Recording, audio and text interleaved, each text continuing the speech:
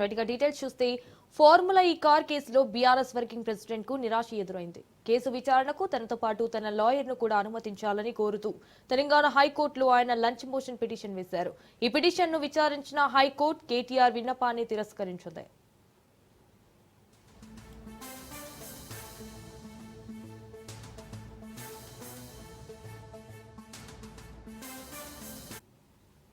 విచారణ గదిలో కేటీఆర్ తో కలిసి ఆయన లాయర్ కూర్చోవాల్సిన అవసరం లేదని హైకోర్టు స్పష్టం చేసింది. విచారణ గదిలోకి లాయర్ ను అనుమతించబోమని తెలిపింది.